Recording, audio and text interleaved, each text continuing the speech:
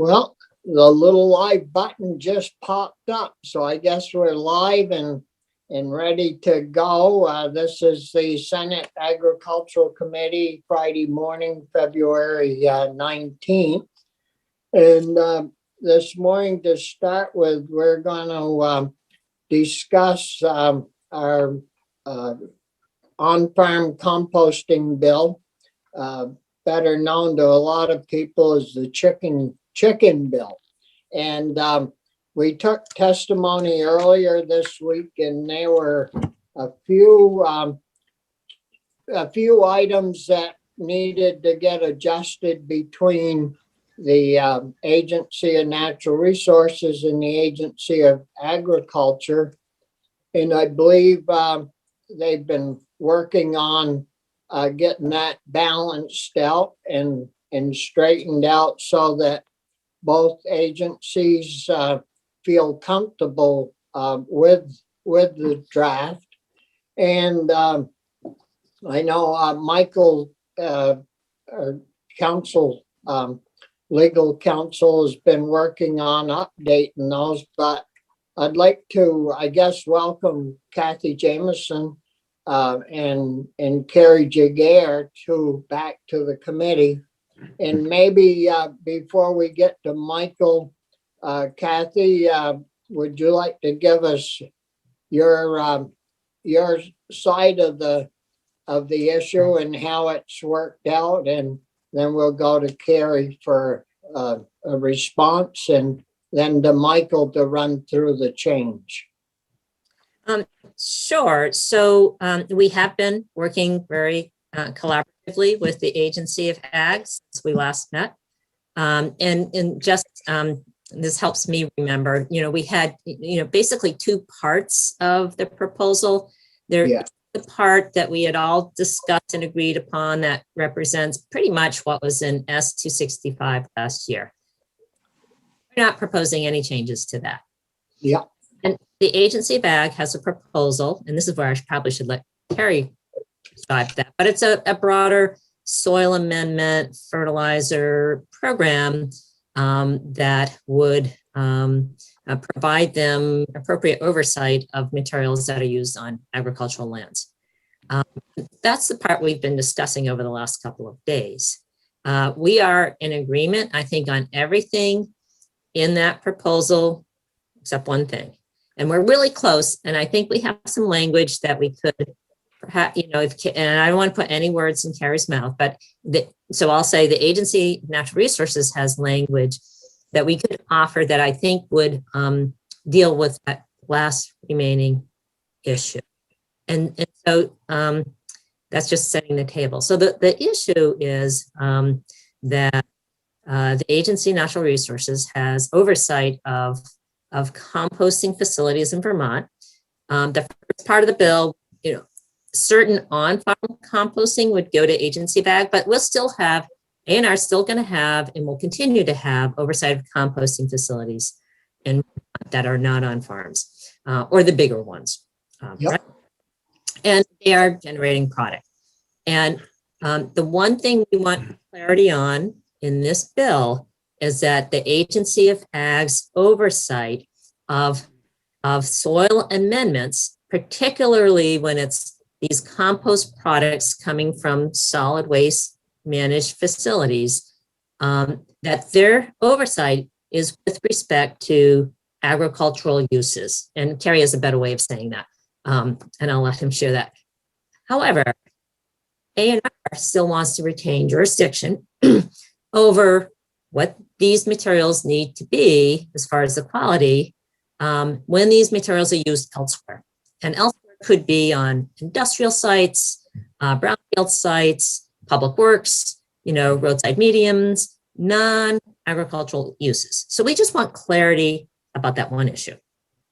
Yeah, I think I read over your proposed changes, and I thought that made sense. But we'll get Carrie on and see if that's a workable solution. Carrie? Good morning, committee, and thank you, Chair. It does. It took me a little bit of conversation and back and forth with Kathy to understand exactly what it was we were stuck on. And my issue was that I couldn't conceive of any compost facilities currently not making a product that you wouldn't use in agriculture. And Kathy pointed out that as we move forward with universal recycling, we may be seeing compost facilities that are producing a product that isn't destined for ag at all. And instead of having that regulated by the Agency of Ag, it stays regulated as a product through the DEC's compost program. And that made a lot of sense when Kathy explained it that way. And I agree with the changes that she proposed late last night. I don't think it's in the current draft, but I agree with drawing those lines a little brighter in the sand. And it's fine. I just needed to understand what it is exactly we were talking about, and I now do. Right. And I think as the compost, facilities, we have more and more of them, there's going to be a need for them to fill different markets. And I think we're kind of getting close to saturating the high quality compost market. And so I definitely envision that there'll be, compost facilities where the material isn't maybe as fine, it's a little bit more porous or whatever. It's perfect for public works or, industrial sites, but it just wouldn't be something you would want on an ag field. Yeah. Are there questions from Chris? Would it help me just to picture what you're talking about? So you're talking about like fill, potentially. Well, no, compost has a lot of organic material. I think it would make a good fill because over time that organic material would decompose and you'd have slumping. That wouldn't be good, right? But it's more like if you had a large site that needed, let's say capping a landfill, and you have to have a vegetative cover on top, that grows grass because that's what you want. That would be a good use of it, right? Yeah. But you would never consider that ag land, right? No, that I thought that was when I read your suggestion, I thought it made sense. We don't want to be checking, non-ag places anyways. We want to have the staff, the expertise. We'd probably have the expertise, but certainly not the staff to do that. And why have two agencies doing basically the same thing? Each of you have your jurisdictions and jobs, and the important thing is that you folks work together and get the job done in a proper way. Michael, are there any other questions from the members? If not, we'll move on. Michael, do you have the suggestive changes? Kathy, did anything change from what you sent me? The one I sent you late yesterday evening is the most current one, and it had two options in it because Michael is a pro at wording it appropriately. I am not. I figured if I gave him two options, he could buff up one of them. So yeah, there's language that can be added. It would go into what I will call the fertilizer chapter under the most likely the definition sections in the definition of soil amendment. And it'll be a 1 or 2 line addition to a 41 page bill. 41 page amendment. Pretty small addition. Chris? Are we going to lose Kathy and Carrie as we walk through it, or I'm just curious what the plan is? I can stay if you want, but the 41 pages is mostly Carrie's. It's all Carrie. What I'd like to do is is go through it and try to get it finalized. So, and then Michael can fill in where the new sentence or paragraph's gonna be, roughly. And then we would come back. I mean, I'd like to, we've got to get this printed up and shipped to Natural Resources. And so I'd like to, I don't know if we'd be ready to vote it today, but I'd like to certainly vote it to send it to print. So early next week, we could forward this to Natural Resources once it gets printed up, if that's agreeable with the committee.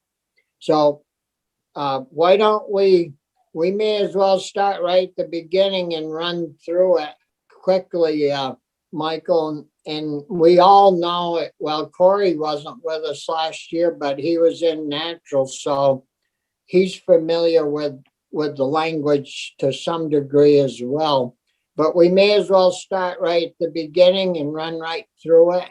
And if any of you have questions, raise your hand or speak up. So Senator Starr, when you say start at the beginning, do you mean start at the 41 page beginning or start at the previous bill that was basically the reproduction of S265 from last year? Well, I think the first part, the part we did last year, we can just do a quick review of that. And then when we get to the new part that we're adding, then we've got to kind of slow down and do it the normal way. Okay. Would that work? That works. I did not send you the part that you did from last year. I can do that right now. Well, I printed my copy off from something that somebody sent.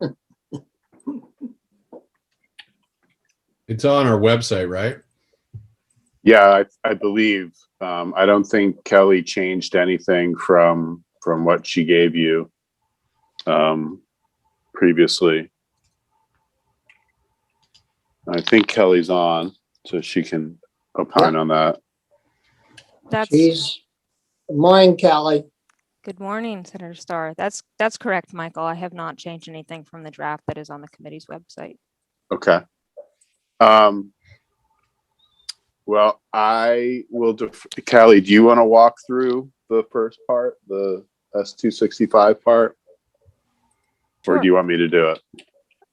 I can give the committee the quick walkthrough if that's helpful at this point. Sure. Yeah, that would be great. But could I find it on our website? I just sent it to you, Anthony, Okay. Senator Okay. Plina. It may come in without a subject line because I just was working quickly. I got it. I just put it in the chat if anybody wants it. I got it. 12 pages, right? Yes, Yeah. that's correct. Would you like me to share my screen as I go through this or just talk you through the different sections? Doesn't really matter. I think if there's would you like it on the screen, guys? No, we have No, it here. I think we're fine, Kelly, unless we have a question, then you could pop that section up. Okay, that sounds good. So as Michael mentioned, this is primarily a rerun of S265 from last year with only a couple very minor technical changes and a date change to the reporting deadline.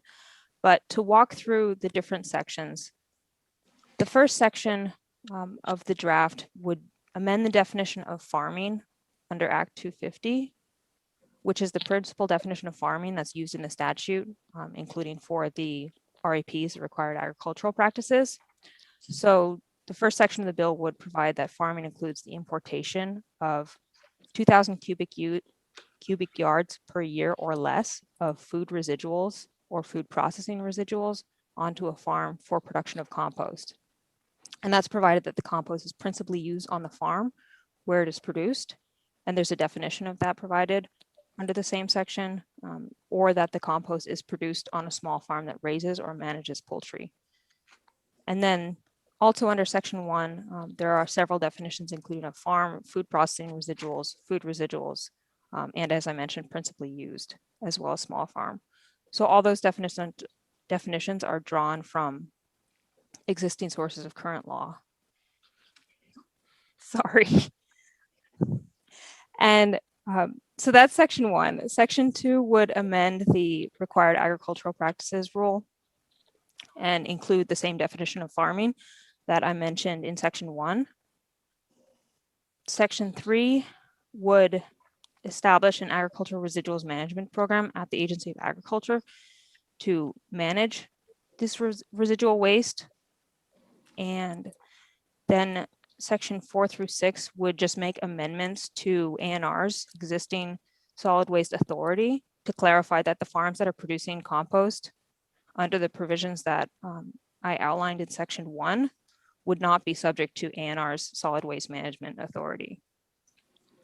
And then section 7 provides an interim application of the solid waste management rule to say that prior to the adoption of the rules that the Agency of Agriculture is to adopt for the importation of food residuals, that the Agency of Ag shall require a person producing compost on a farm with food residuals to comply with ANR's accepted composting practices.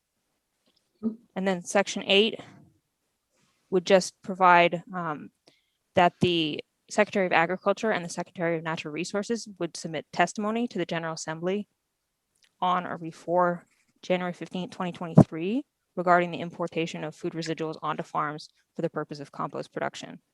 And then the final section, section 9, is just stating that the act takes effect on passage. So that's a really quick run through. I'm happy to discuss in more detail any one of those sections or to put the language up if that's useful. No, the only change would the effective date, wouldn't that would be struck and put at the end of the bill, I would presume. The effective date is currently at the end of the bill. That's right, section 9. Yeah. That the act will take effect on passage. Yep. Good, everybody. Chris? Kelly or Michael or even Carrie, there's this small subset of chicken farmers that are deeply impacted by this. And so the ANR gave them an extension, lease on life last year by letter that expires, I want to say, in June. So if this becomes law before that expiration, are we all set? Or do we have to handle the lag time with rules and all that sort of stuff?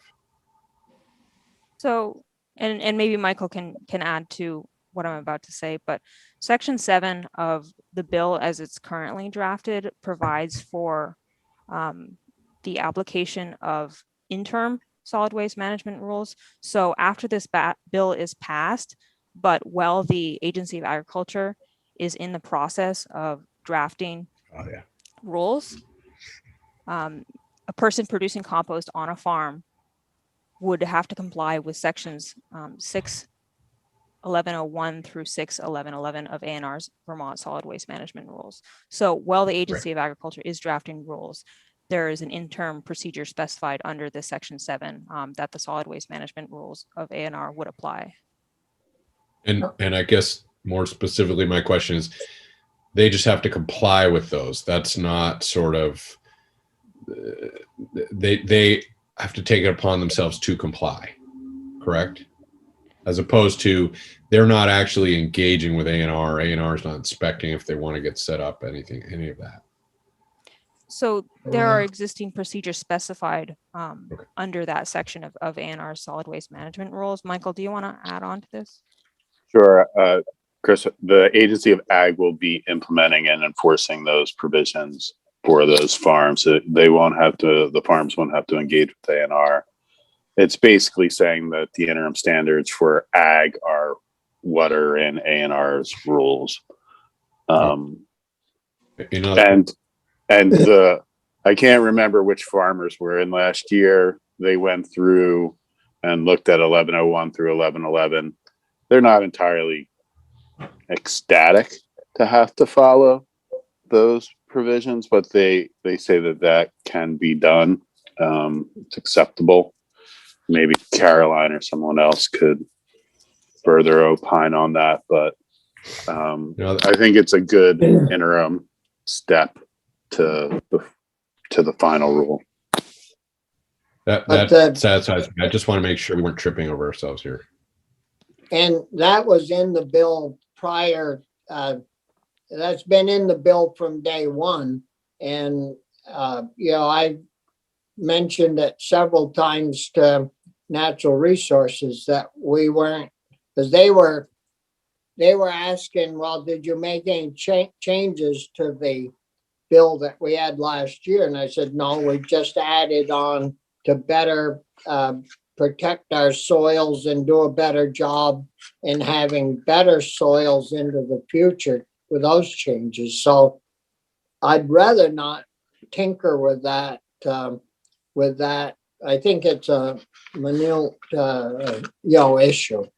So, Michael, you want to run through the new stuff and go from the where Pat Kelly left off? Okay. I'm going to share my screen. Yep. And it'll take me a minute to get to what I need to get to.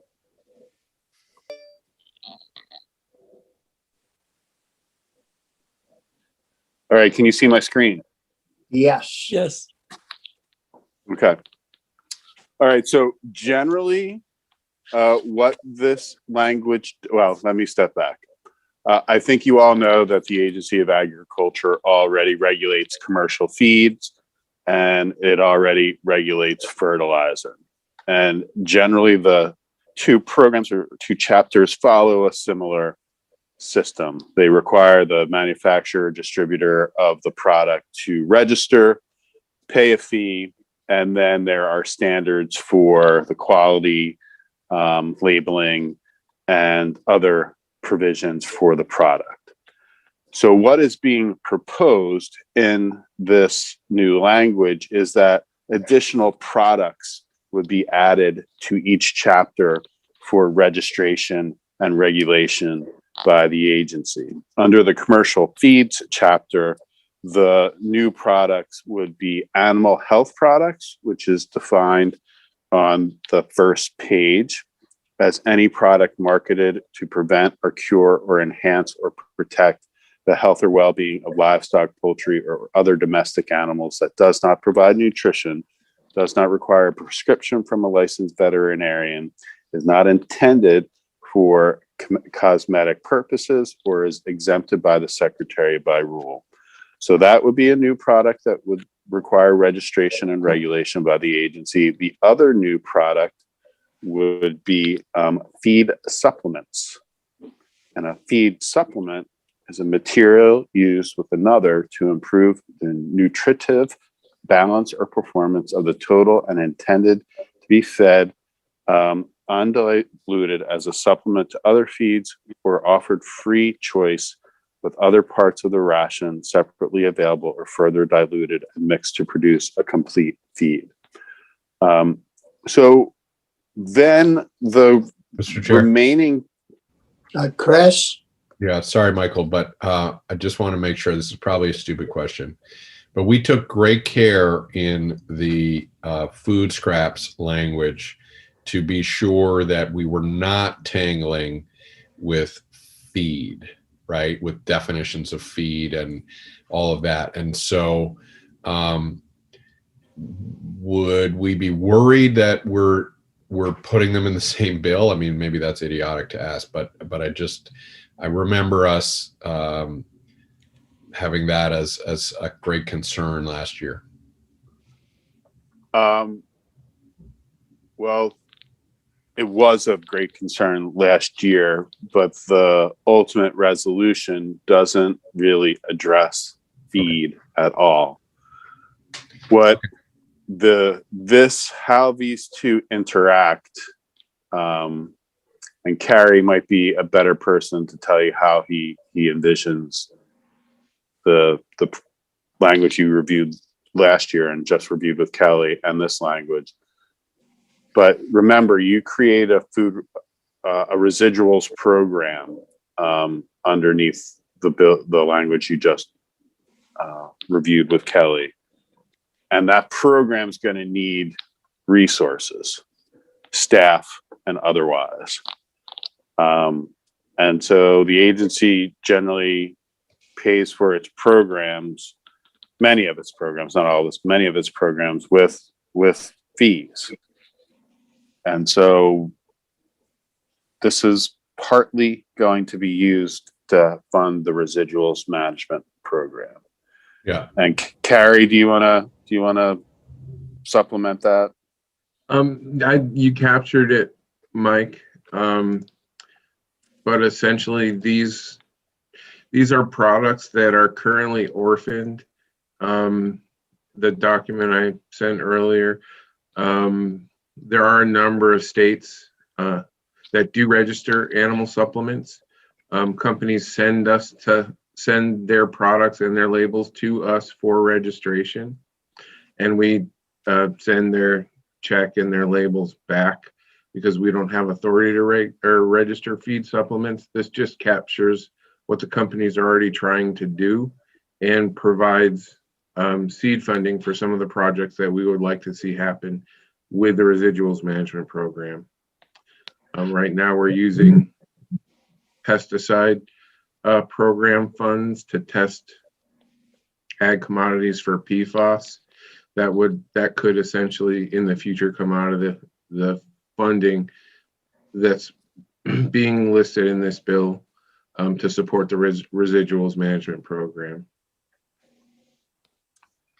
And I'm going to unshare my screen for a second because I want to kind of address the question of feed.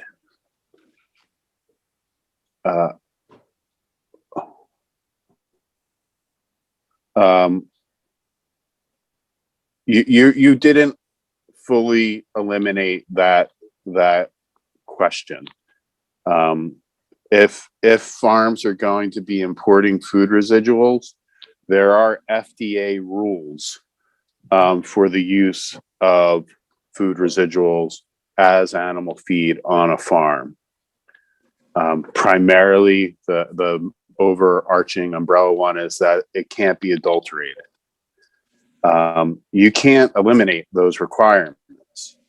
They're FDA federal requirements, and in addition, they are incorporated through a statutory cross-reference as Vermont's rules as well. So farmers are still going to have to navigate that.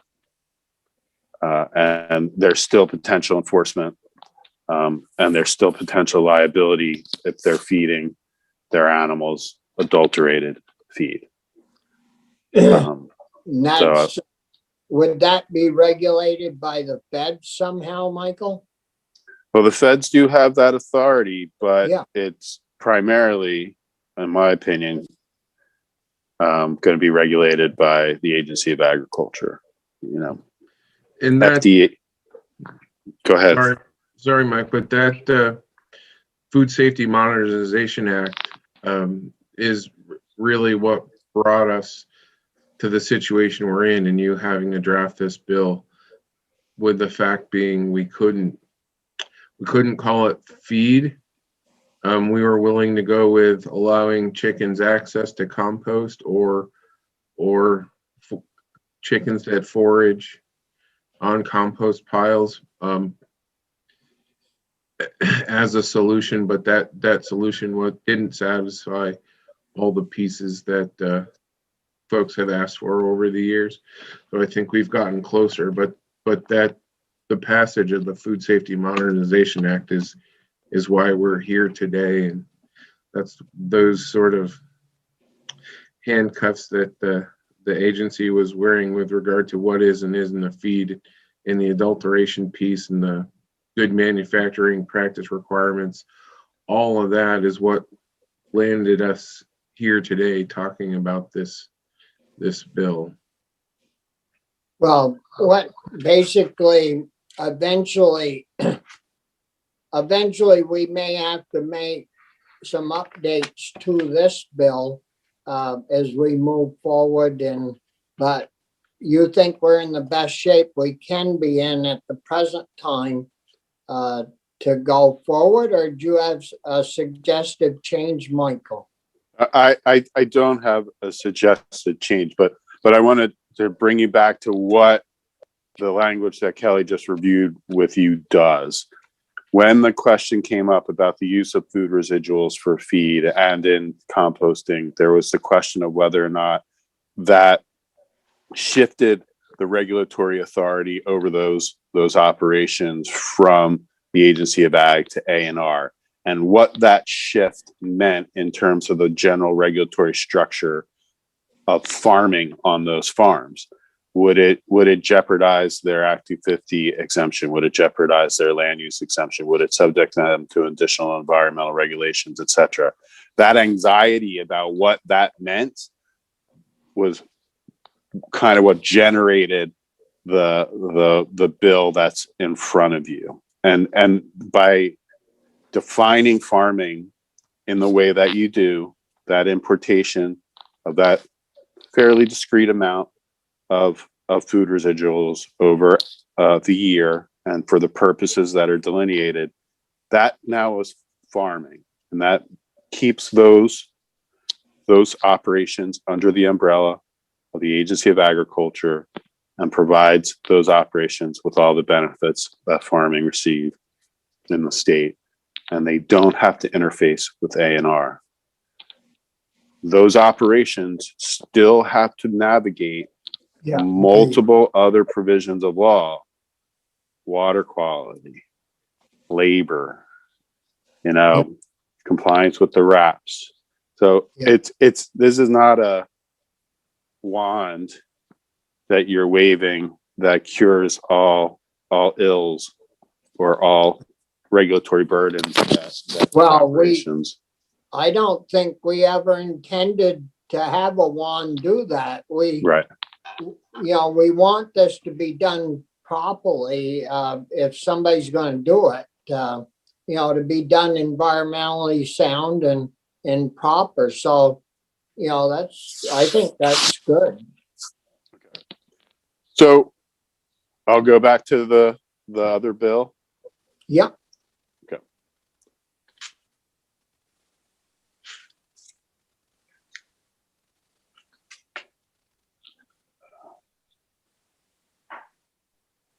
All right.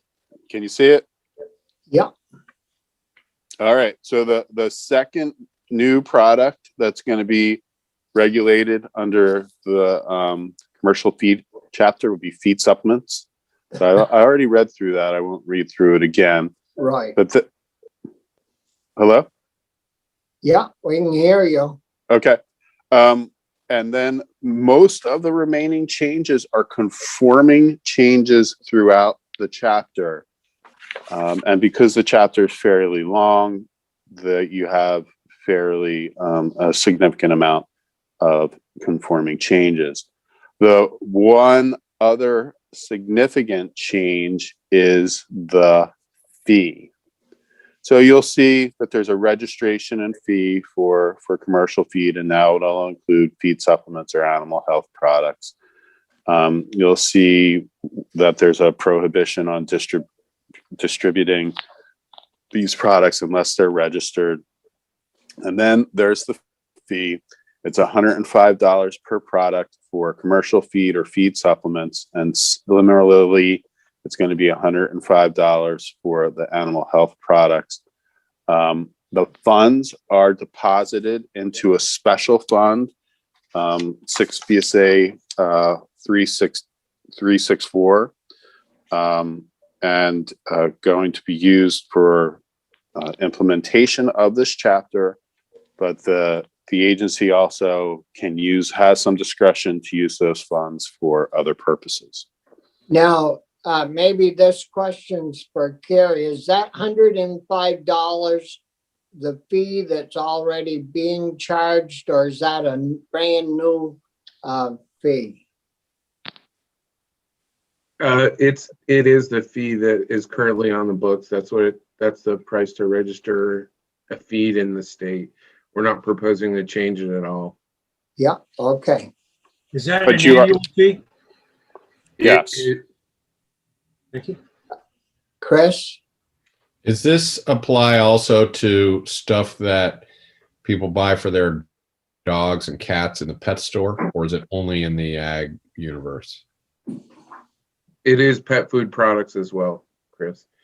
And the animal nutrient supplements, a lot of those are designed for dogs and cats. You see the joint supplement, the glucosamine chondroitin products for dogs. This captures those as well. But the $105 is the same fee that we've been charging for these items in the past. So that's not an increase in. Correct. That Yeah, is You've been charging the $105 for commercial feed. You haven't been charging the $105 for feed supplements or animal health products. Yeah. So, right. So like the salmon oil for your dog, that's not commercial feed, but it's a feed supplement or maybe even an animal health product. That will now have to pay a $105 annual registration fee. And Yeah. Chris? Carrie, you mentioned that some of these manufacturers have been trying to be registered as though they were feed. Is that they I assume are, it's hard for them to navigate all the states, but some of them wouldn't mind being considered feed. Is that what's going on? So I guess that's one question. And you said they're sending you a check. Are they already sending you $105 because they're trying or thinking they come in under the feed regs? They have been trying to come in under the feed regs for years, Senator Pearson, because there is an advantage to having a regulated product about where you can distribute it. And what's been happening with sort of the nutritional supplement products, if there is protein, fat, or fiber in there, they'll put that protein, fat, or fiber guarantee on it and register it as a feed, even though it's like Mr. O'Grady described salmon oil. They'll put a fat guarantee on salmon oil and register it as a feed. But really what they're trying to accomplish is this is a nutritional supplement. So it's a process for getting those products under a regulatory umbrella that they already are halfway under. And Yeah. I think Corey oh, sorry. Corey had a question, I think. Yeah, I think it was kind of answered. I was going to ask, what's the compliance of getting folks to comply with this? Because I know my dog uses salmon oil, but it sounds like a company would kind of seek out the registration from what I'm hearing. They do, yeah. Yeah, we already have a relationship with the companies that do produce these products. Thank you. Chris? I'm foreshadowing the discussion I would likely have to have in finance if this goes forward. So I don't need it right now, but are we able to assemble some universe of what's going on in other states? Because I think it was mentioned we're not alone in doing this. A bunch of other states already do it. Can you just, or maybe give us some context, or down the road, that would really help me. I did send that to Linda Lehman 2 weeks ago, and Chris, I'll send it to you personally. Thank you. Mm-hmm. Yep. Okay, Michael? Okay, moving on. Yeah. So you'll see that there are labeling requirements, and we make conforming changes to that, including what's going to be on the label of the new products. You'll see what's going to be on the label of the animal health products. And Then there's misbranding prohibitions, and we make conforming changes to add feed supplements or animal health products there. There's adulteration provisions. So that's been added. And one of the things, another significant change is there's a tonnage reporting requirement that the manufacturers are supposed to provide, but the report was only in 2016 and 2017. So a question for you is, do you still want these manufacturers to report tonnage? I think the agency finds it really difficult to do this considering the different types of products. So they're proposing to have it struck, but that's ultimately your decision. Well, I was wondering on that, some of that product probably comes through in ounces or, gallons and liquid. It might not, I don't know how you would measure it by tonnage. Carrie, what was your thinking behind striking that tonnage language? Yep. There was a requirement that we collect feed tonnage for, I think, 2 years. We've collected it for 4. I've provided that report. Nobody's asked any questions about it. I'll send that report to the committee again. But as far as the animal or pet food products, we aren't really concerned with the tonnage reporting of pet food products. Yeah. Committee good with that? Chris, you have a question? I think I'm good with that. We still have the data, right? You'd still be, if we got curious, I'm assuming you would be able to collect it. It's just the reporting requirement. No, we don't collect feed tonnage. Normally, we do collect fertilizer tonnage annually, Yeah. and there's a fee associated with that. But this provision a few years ago required that we collect feed tonnage data for 2 years. Currently, we've collected it for 4 years. We have it. I can provide that to the committee. Well, has it provided any value to the agency or anyone to collect all that? I mean, is there a purpose for collecting it, or we just Well, want? I think what you were interested in, Senator, was to see how much phosphorus we are importing through feed. Yeah, and we've had the feed folks in earlier, and that's been cut way down from, I don't know, 7 something to 4 or 4.5. They're reducing that all the time, according to the feed guys we had in earlier this year. So if there's no objection, we'll leave that out. We'll cross that out. So good. Okay, Michael. Yeah. Moving on. That pretty much is the commercial feed changes. There's a couple more conforming changes. But those are the significant changes. And then you will get to the fertilizer and lime. So the agency currently registers fertilizer and agricultural lime, and what would be added as additional products would be biostimulants, plant amendments, and soil amendments. And similar to the previous chapter, they would pay a fee. They would register and pay a fee. So let's look at the definition of biostimulants. Substance or microorganism that, when applied to seeds, plants, or the rhizosphere, stimulates natural processes to enhance or benefit nutrient uptake, nutrient efficiency, tolerance to abiotic stress, or crop quality and yield, except for fertilizers, soil amendments, plant amendments, or pesticides. Then you get There's a definition of exceptional quality biosolids, because that's going to come into play, and the definition of soil amendment. And this is the definition that ANR provided, and it's consistent with their regulatory authority. I'm not going to walk you through that. Then there is the definition of plant amendment.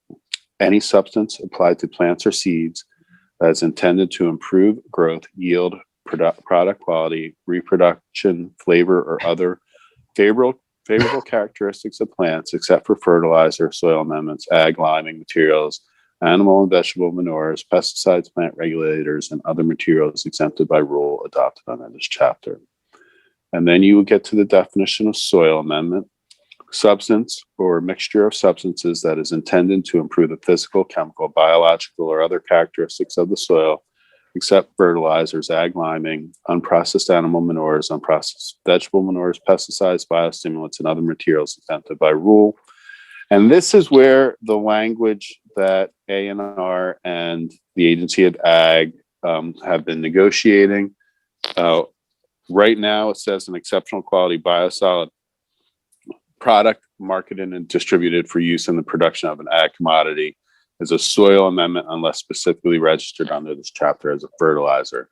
Now, I believe that Kathy and Carrie have discussed changing that language to something similar, such as compost products from facilities under the jurisdiction of the solid waste management rules are not considered soil amendments under this chapter unless marketed and distributed for the use in the production of an agricultural commodity. So that's essentially the language that the two agencies were discussing last night. And this is where you would add that new language? Yeah, yep. Yeah. And I wasn't expecting this, but I was expecting it to happen later. The agritourism bill is on the floor of the House and is being reported right now. I think I need to go support that reporter. I think, Kelly, can you walk through the rest of this? It's really just the fee, $85 for the registration, and then the conforming changes for registration, the labeling. There is still a tonnage fee provision in this because the agency still wants to get reporting on tonnage. And that's really it. The rest of it is conforming changes to incorporate the new products under the regulation of the agency. What? Well, we'll let you go to run over to help the House. But when could we get that new language added, Michael, so we could get it to to print this bill in bill form? Well, it would be a committee bill, so we would just need to add it into the language that Kelly reviewed for you. It's been edited, so we would just need to make the change that ANR and the Agency of Ag agreed to, and then you would need to deliver it to the drafting operation so they could send it to print. We would probably have it for you by Tuesday.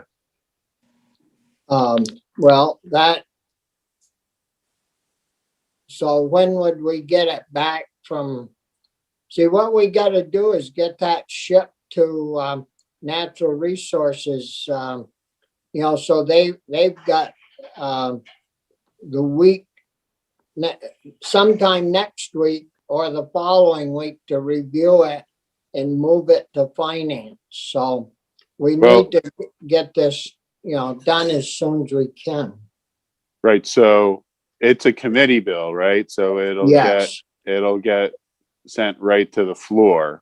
And then we'll refer it to. You'll refer it to Natural Resources. Yeah. You would want to probably talk to the secretary about whether or not he can considers the crossover deadlines to apply to it. He probably will, but I'm not going to speak for him. No, And then it just would probably need to get out of Senate Natural by the crossover deadline. And then goes to finance by rule. so then we've got another week, so we're good. Yeah. Yeah, Okay. Chris? Thank you, Michael. I see Caroline has a question. I don't Yeah. know if you're open to taking that, but maybe one Yeah. more. I wanted to get Michael in before he had to leave on timing. Okay. And I apologize. I didn't know that they were going to start reporting this early. Michael, Yeah. They plan on doing stuff to screw us up over on the health side. Yeah. No, I'm just kidding. Caroline, did you have a question before we move on? Yes, thank you, Senator Starr. And for the record, Caroline Gordon with Rural Vermont. Hi, Kelly. Hi, Kathy. I have a question for you both.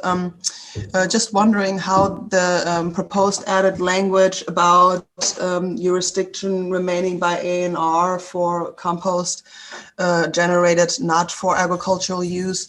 When the poultry farmers I'm working with sell the compost for residential use, how would that interact then jurisdiction wise? What would be that scenario? Are you still with us, Kathy? Um, I don't think it would affect. Yes, I am. Caroline. Yeah, I guess I'd like to hear from Carrie, because if that's for garden use, I was assuming that would probably still need to meet the agricultural standards. Is that correct, Carrie? Yeah. Yeah. And Yeah. this it wouldn't capture the dual marketed products. Mhm. A composter currently in operation that meets all the A&R standards that would potentially fall under ag with a soil amendment that can go to either ag or non-ag uses. The carve out that I think Kathy was interested in is the folks making compost with no interest in selling that as a soil amendment for agriculture, for nursery production, for any sort of nursery or vegetable start. So Right. this would be the folks that are, and as I'm understanding it, as we move forward with the universal recycling bill, there may be facilities that have no interest in producing an ag commodity, a compost, a soil amendment, just on the sort of waste management side. They're diverting organics from the landfill and producing a compost that could potentially be used to cap landfills to get involved in AOT projects, that type.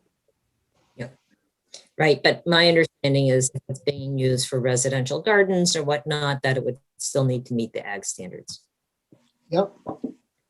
Does that answer your question, Caroline?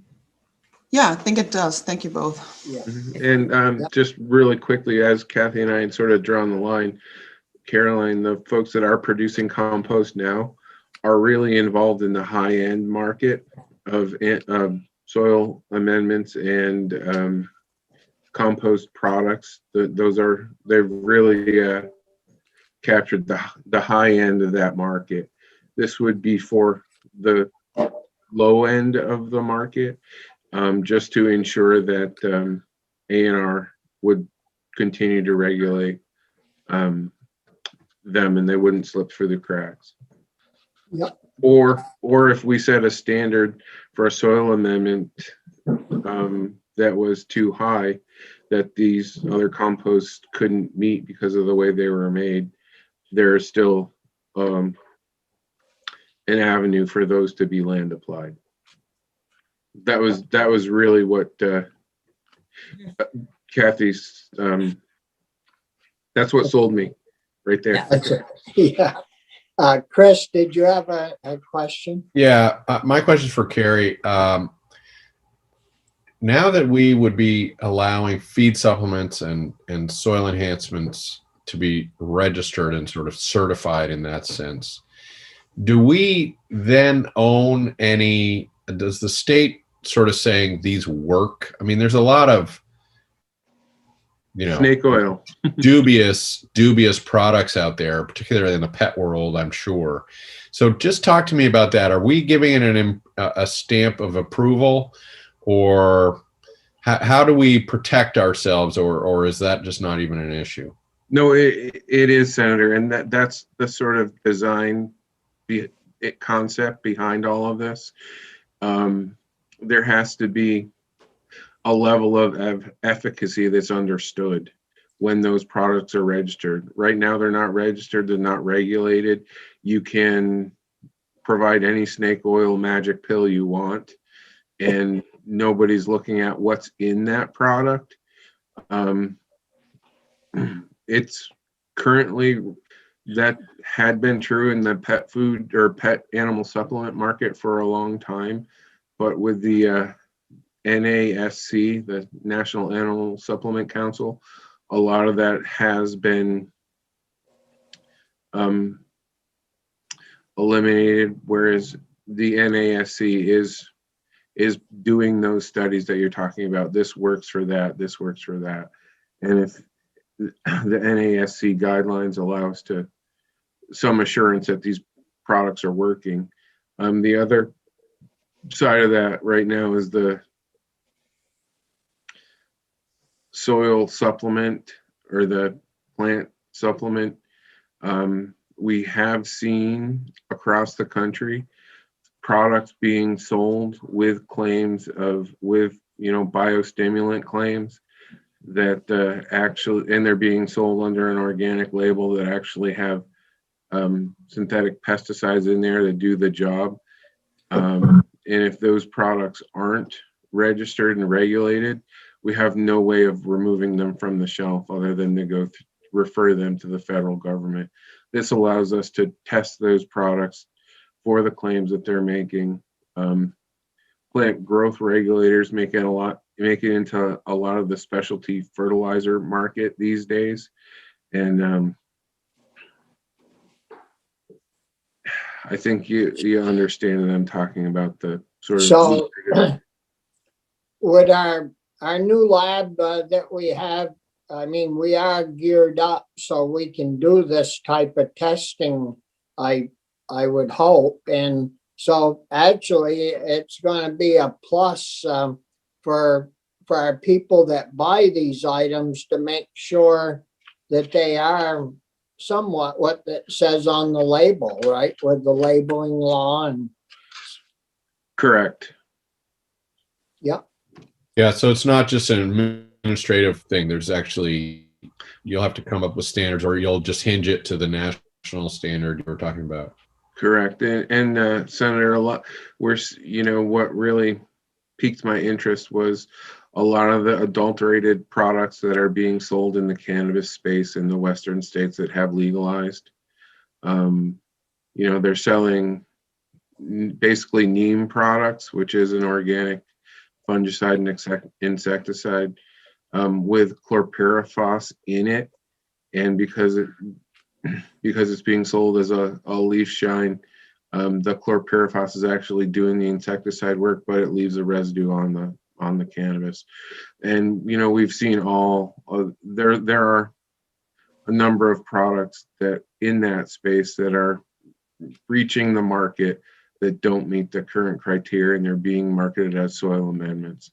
So they don't fall in the pesticide space, they don't fall in the fertilizer space, and we would largely have no reason to look at them because they're not registered, other than the fact that other states are finding them and letting us know they're adulterated. So we would have primary enforcement authority already over the products that we're seeing come in, making claims that are not substantiated by what's in the product, on the product label, but they do put synthetic plant growth regulators in there to get the desired effect.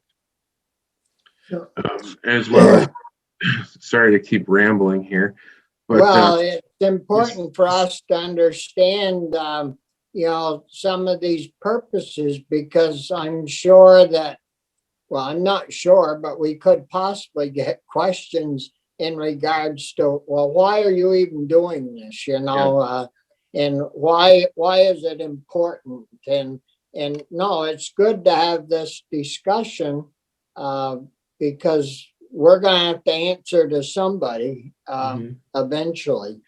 and So, last year you heard from the biochar folks and Yep. all the great things that biochar does. This legitimizes it as a product and would be incumbent upon the agency to have data on file that supports the claims that they're making. So it further, it provides that regulatory oversight and legitimizes the claims that the biochar companies are asking for. yep. So that's good. So we'll continue on. Kelly, was you going to pick up here and where Michael left off? Sure. Apologies, I've just been scrolling through to follow along with what Carrie was just testifying on, trying to find my place again. Have we done the biosolids and Class A biosolids and through there?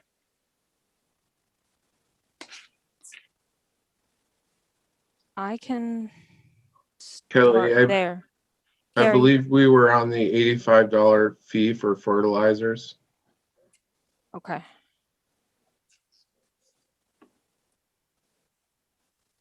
Would you like me to share my screen? Yeah, that would be helpful, I think. Okay, I'm just getting that up now.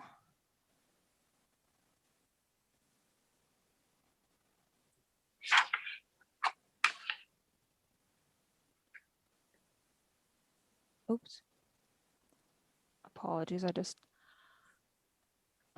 lost my place.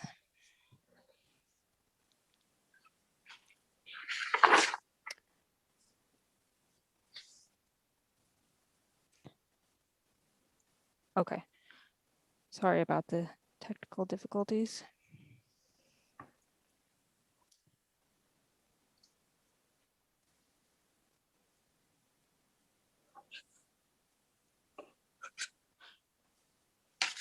I'm sorry, I'm just trying to zoom in here and I'm having difficulties doing that. Okay, there we go. I apologize for the delays in that. So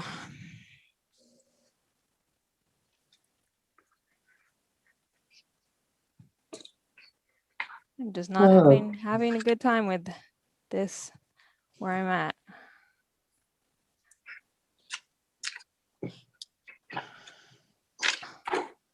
Yeah.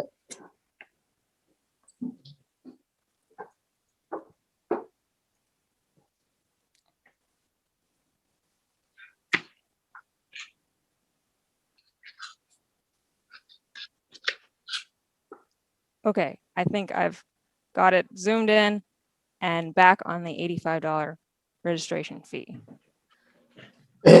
So thank you for the committee's patience with that. So as Carrie just mentioned, this would add a section that would include 364.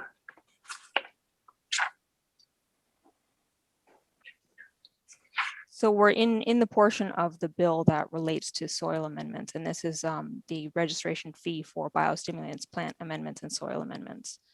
I can go back a little bit earlier if that's helpful to resituate you. No, I think we're good to go there, Kelly, with 364, the registration stuff. Okay, great. So this adds biostimulants, plant amendments, and soil amendments to the registration requirement with the registration fee set at $85 per grade or formulation that is being registered, and then provides provisions for the application for each of those products. Yeah, and maybe, maybe we should, ask, it was $20 per nutrient and $140 per brand. And how did you come up with the 85? Is that somewheres between the two or Carrie, or where did that 85 number come from? How'd you arrive at it? So that is the spot on average of what we get for a fee for fertilizer registration. It wouldn't change the funds coming in at all. So that is the regular fee that you've been charging. That's not new or, It is a change. Currently, there's currently the registration fee is per nutrient. So there'll be nitrogen, phosphorus, potassium, calcium, magnesium, all of those nutrients that are on the fertilizer label are a $20 fee up to $140. This just simplifies the book work, charges one fee for the registration of a fertilizer instead of anywhere between from 20 to 140. yeah. And it would generate this basically same amount of revenue. Yes. Yep. Yeah. And that is on the, I will resend that sheet to Linda Lehman that breaks this down. Yeah. Are there questions But from, it's designed to be revenue neutral. Correct. Yes. Okay. Yeah. Yeah, I think we're good to go. And Senator Collmore, it simplifies it for the folks that are registering fertilizer in the state. They don't have to sit there and say $20 for this one, 140 for this one, 75 for this one, 80 for that one. It's just a flat fee. Yeah. No, that makes sense. It'll be much easier for the suppliers to get to the end. So that should help them save time and money. Okay, Kelly. Okay, great. So then moving on, the rest of the provisions here specify those procedures related to registration and to avoid duplication in registration. And Yep. it also provides this language here on lines 10 and 11 on page 26 that the secretary may request additional proof of testing or products prior to registration for guaranteed analyses or adulterants to ensure that things are not misbranded or adulterated. So then continuing on, section 365, it's at the bottom of page 26, it starts on page 27, provides for the labeling of these type of products, and it adds to the existing language. So scrolling through, this is existing language that's currently in statute. And then on page 28, starting on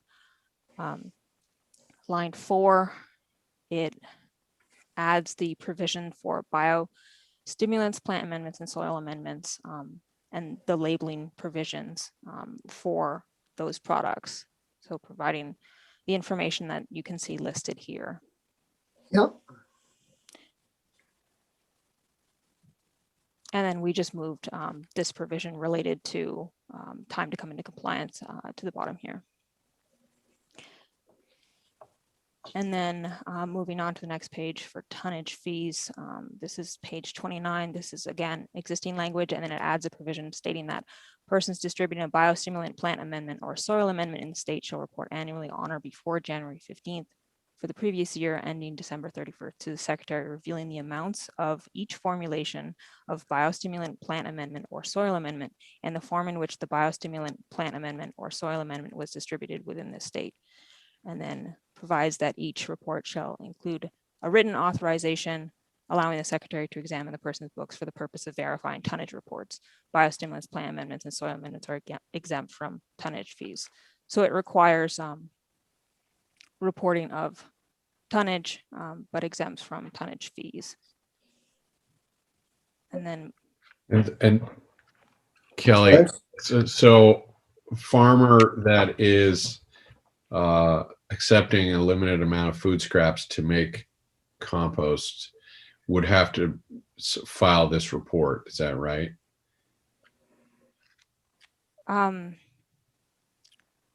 Or only if they're selling some of it?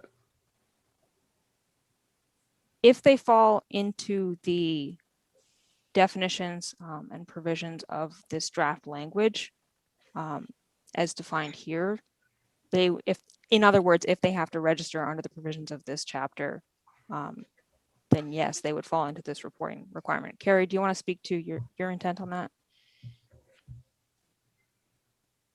Yeah, yes, Chris, they would have to report tonnage. All of our fertilizer, the entire fertilizer industry reports tonnage, but the fertilizer folks have to pay a fee.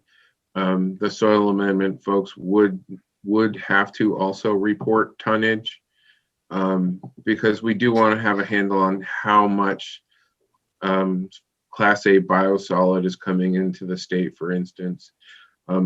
Also, it's a initial bench audit for the composting facilities. You know, if they're producing way more compost than you've allowed, we would revisit how much food scraps that are coming onto the farm. But there's no fee associated with it, because while fertilizer tonnage fees make sense, the amount of tons of these products we're assuming is so large that there's no point in having a tonnage fee associated with it. We want to see this on ag land. And do they have to report only if they're selling some of their compost? What if they're, some of them are using it for their chickens and to augment their own soil health? Do they have to report? This is just distributed. Okay. On-farm compost, it wouldn't even need to be registered. Okay. Thank you. I'm not sure I have an opinion. I just want to understand what we're looking at. Yep. All set, Kelly? Okay, so moving along, we're on the end of page 30 here. And then section 367, this would add to the existing language regarding inspection, sampling, and analysis, biostimulants, plant amendments, and lime that's distributed in the state.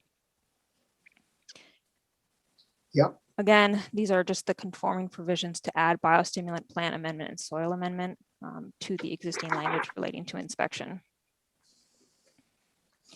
And then similarly, the bottom of 31 and the start of page 32, there's a section on misbranding that's already been touched upon a little bit, but essentially this language just adds biostimulant, plant amendment, soil amendment to that existing provisions about misbranded.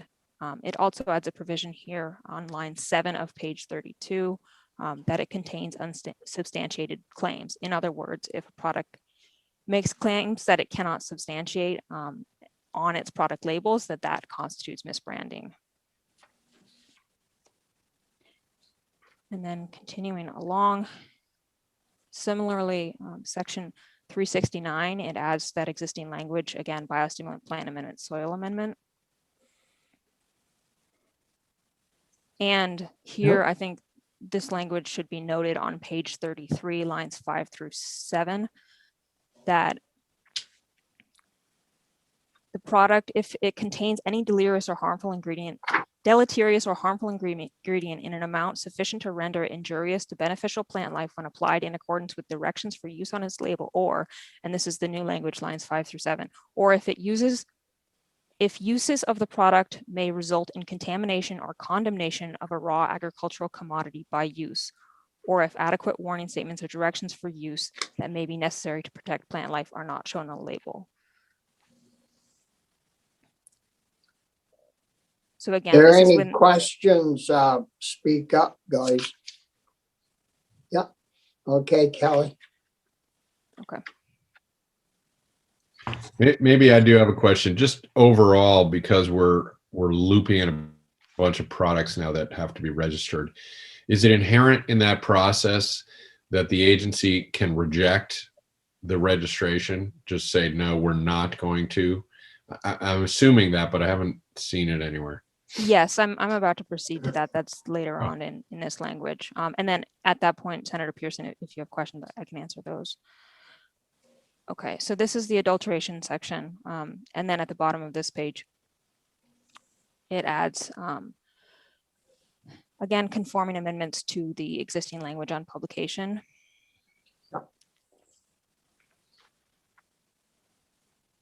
And then it looks like Michael O'Grady has just rejoined us.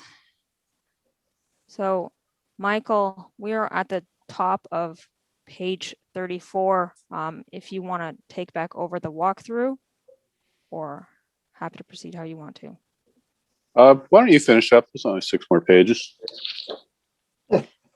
Okay, so Good Continue. training, Kelly. it is for sure. Thank you, Senator. So continuing through these conforming amendments, then on page 35, lines 7 through the bottom of this page, it removes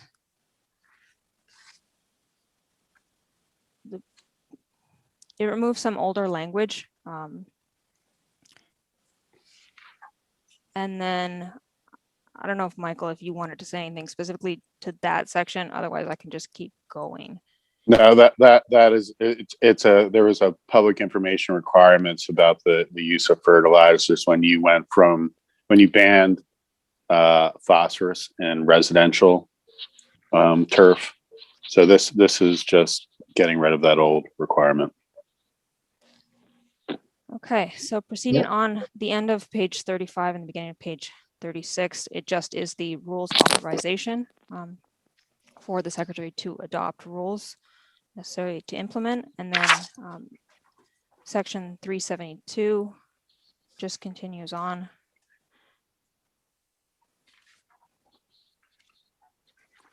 This is all just existing law. This isn't being changed. That's just added here for reference.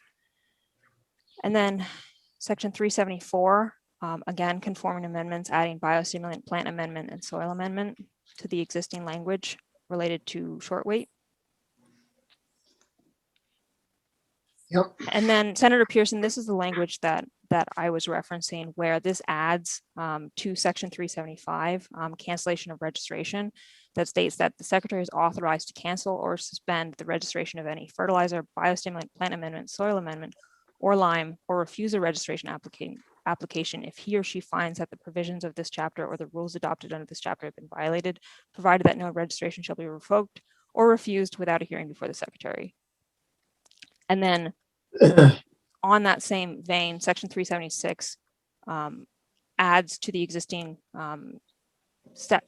section on withdrawal from distribution orders, biostimulant, plant amendment, soil amendment, such that when the secretary has reasonable cause to believe one of those products is being distributed in violation of any of the provisions of this chapter or any of the rules, they can issue and enforce a written or printed withdrawal from distribution order.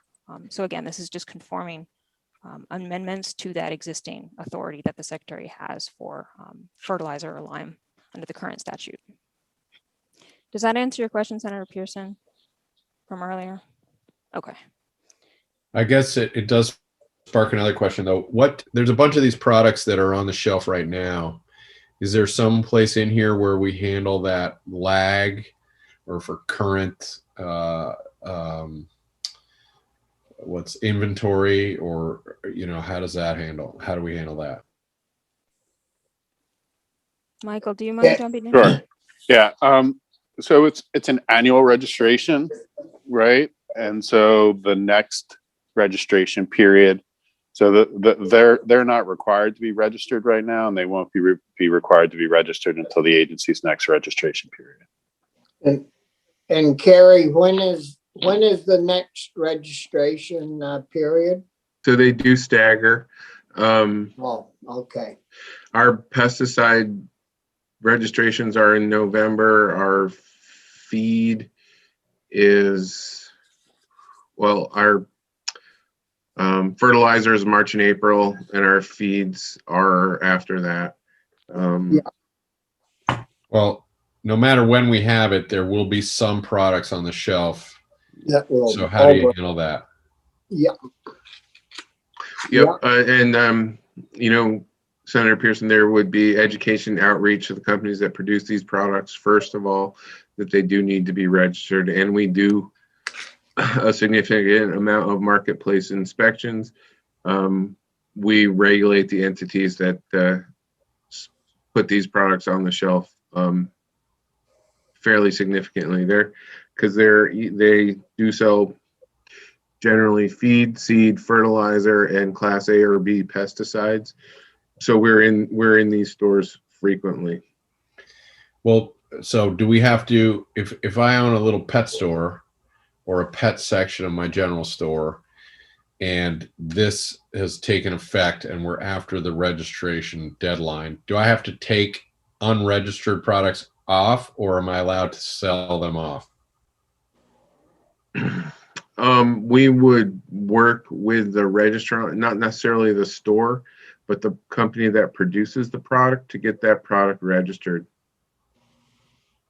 It's not the responsibility of the store owner to make sure that product is registered. It's the manufacturer's responsibility.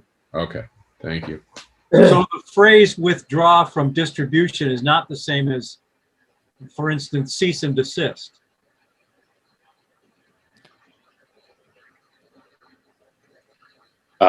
Technically, the agency has cease and desist authority under their general enforcement authority, so they could use that general enforcement if someone wasn't complying with the withdrawal order or similar order.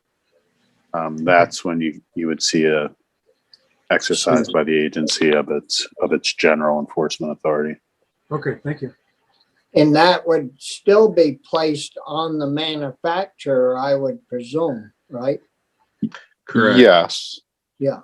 If you really want to be clear, we could add a retail inventory exception, or it's really, it's not even an exception.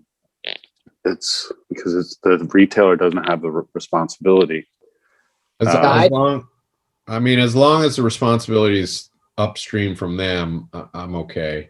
Yeah, and I think it's better to just we're talking about the manufacturer and the distributor all the way through. We haven't even mentioned retail, and that maybe could cause confusion if we put that in, and because we want to make sure that we only hit the manufacturers and the distributors with this. So yeah, we don't want to get into them little retail deals. No. No. Retail inspection is where we would find the product, but we don't interact with the store owner if the product is not registered. We first send a letter to the manufacturer of the product. And we do spend a lot of time in the spring doing that already with different feed, fertilizer, and pesticide products. Yep. Very good. Kelly? Sure. So continuing on, this again adds conforming amendments to the existing authority around condemnation and confiscation. And then the rest of this is primarily conforming amendments to Section 379, exchanges between manufacturers, and then 380, administrative penalties. It likewise adds biostimulant plan amendment, soil amendment to the existing administrative penalty authority that the secretary may assess for people who have violated the rules of this chapter, such as not obtaining product registration or not labeling their product appropriately, failing to report the amount and form of each grade of fertilizer that's distributed in Vermont. And then we added a section here that says failed to report or to accurately report the amount and form of each formulation of biostimulant, plan amendment, or soil amendment. So again, adding that to the list of administrative penalties for those who fail to follow these rules. And then we're on. A question. We still have failure to pay appropriate tonnage fees, so we still have some tonnage fees in fertilizer and lime. Is that where that comes in, Carrie? Is that why that's still in there? Yeah, you still have a tonnage reporting requirement for fertilizer. Yeah. Yeah, okay. Yep, at the top of page 30, it explicitly exempts on lines 2 to 3 biostimulant plan amendments and soil amendments from the tonnage fees. Yep. So then we're on the last page here. It just makes some updating changes to the language on 381 about golf courses, just striking that reference to 2012.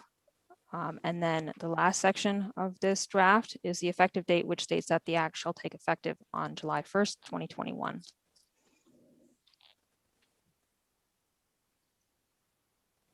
We need to update that to on passage, right, for our chicken friends?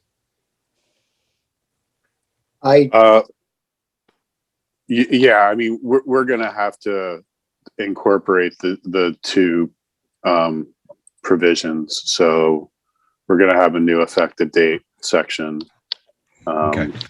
It'll say this section and sections 1 through 8 shall take effect upon passage. The remainder of the bill shall take effect on July 1, 2021. Yep.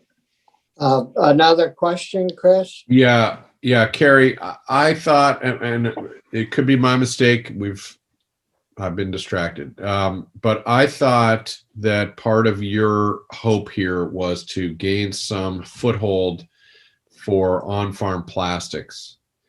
And so am I just misremembering that? I don't see that anywhere in here. No, you're not, Senator. And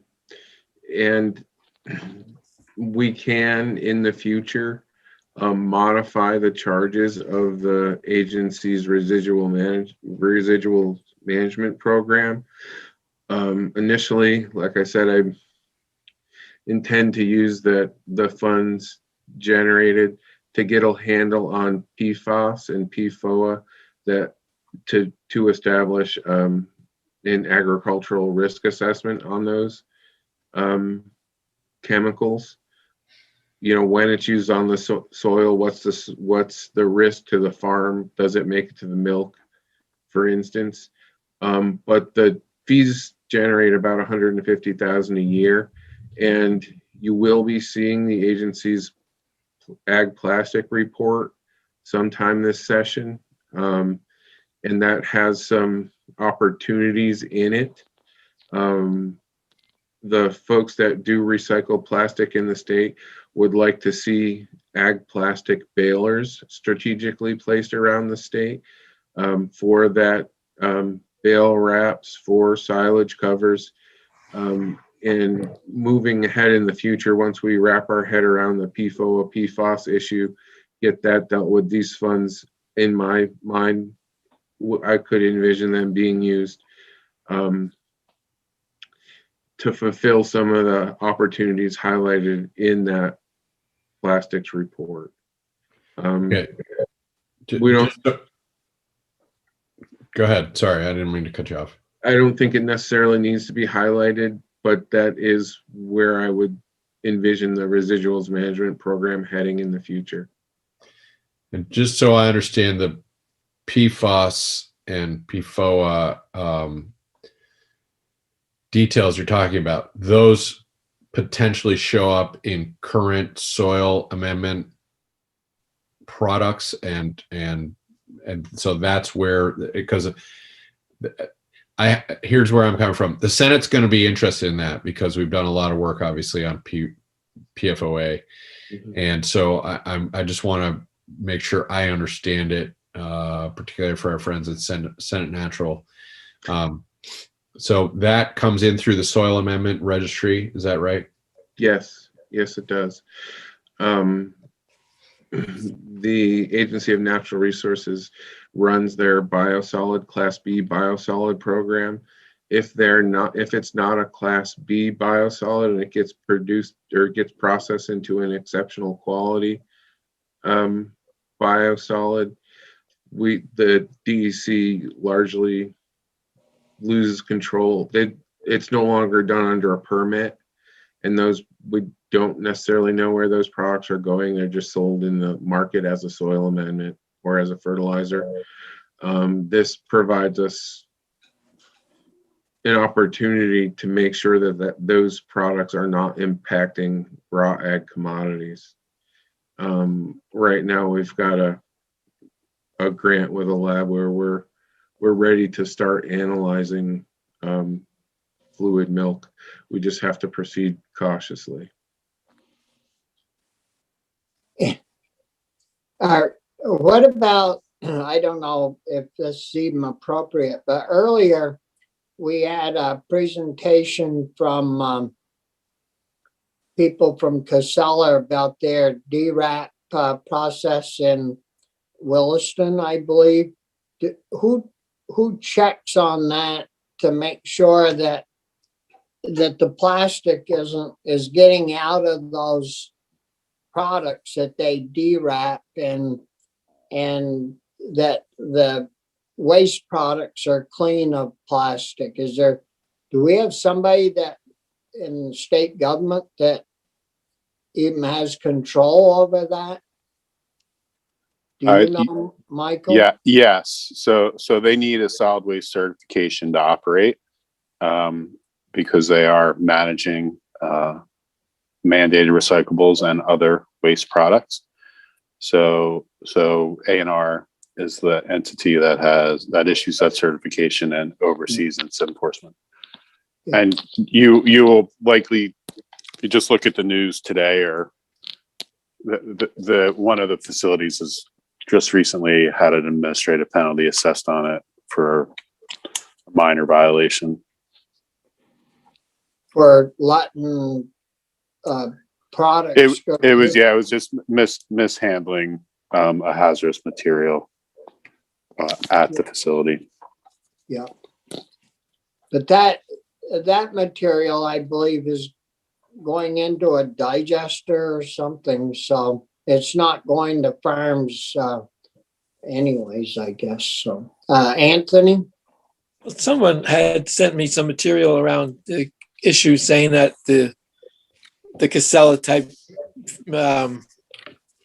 program left microplastics in the residuals.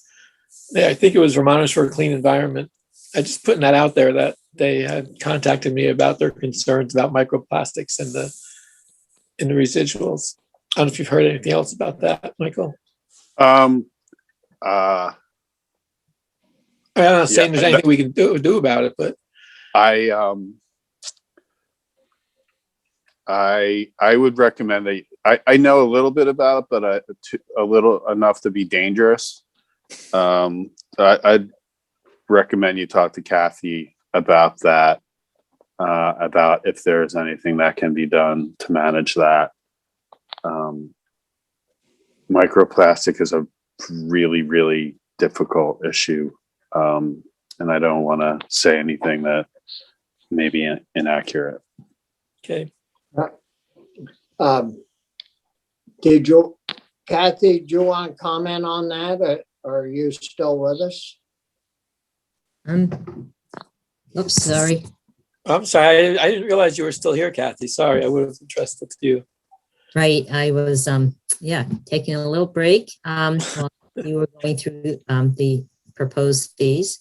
A couple different issues here. So the penalty Michael mentioned was for a household hazardous waste mismanagement at one of the solid waste districts. That's separate from what we would call depackaging.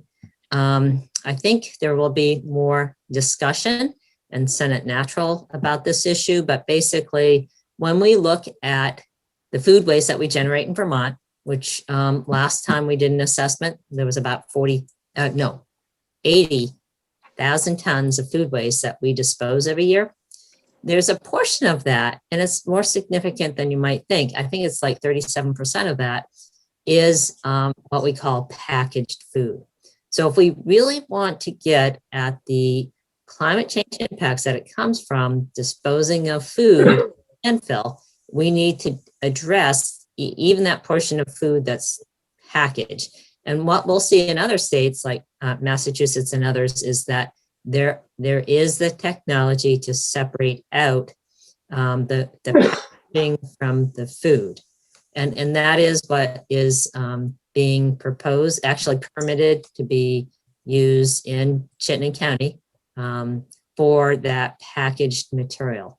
And the food goes one way and the packaging goes another. The packaging then has to be managed separately, and then that liquefied does go to a digester. That help your question, Anthony? Sure. I mean, it wasn't, I mean, we're doing what we can, I guess, is the answer. It's like zero Right. sort, you know, they have zero sort in Burlington, I believe, Chittenden County.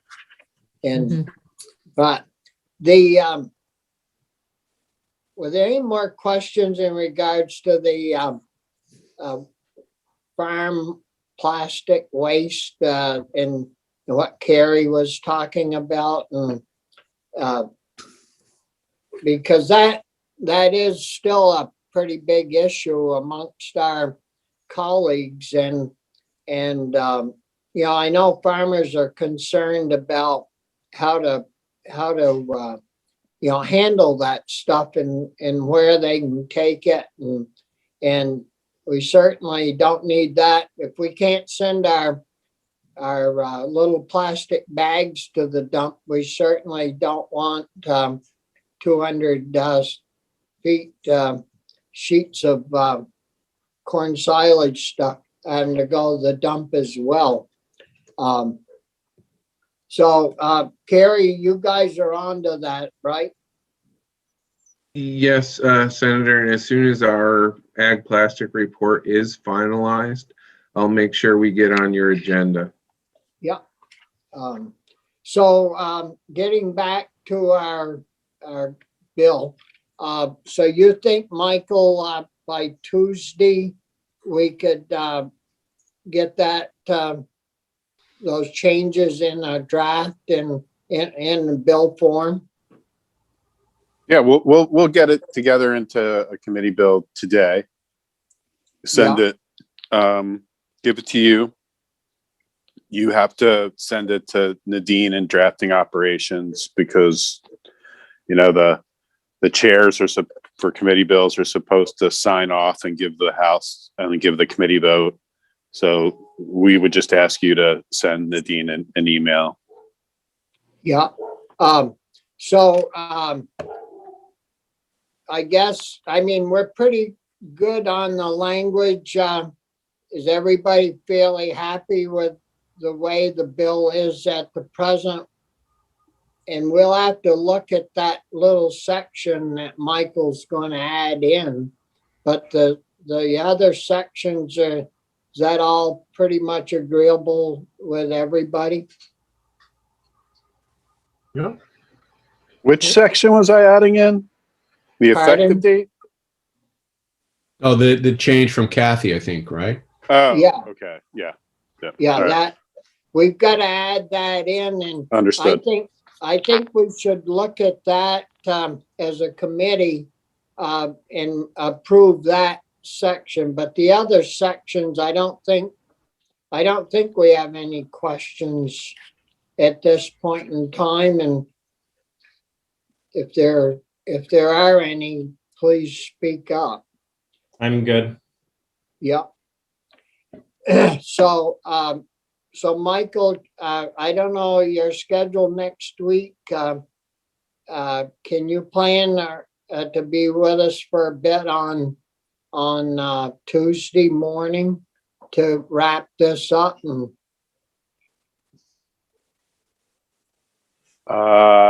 Yeah, I could be there right now anytime between 10 and noon.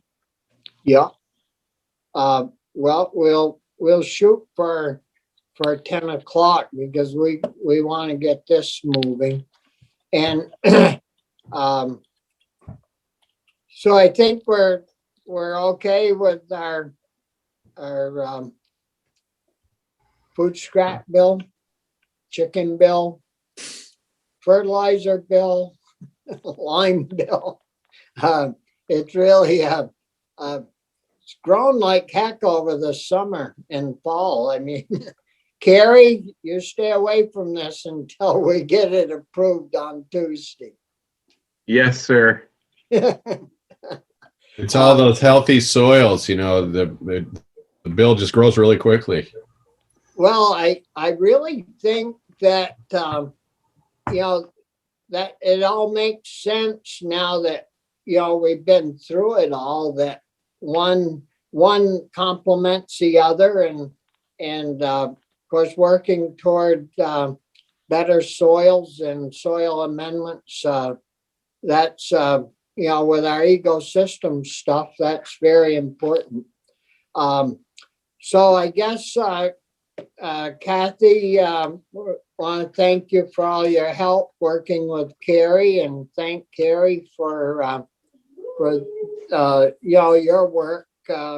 It's great that you folks are pulling the wagon, I say, in the same direction, because that's how things should work. So thanks a lot to both of you.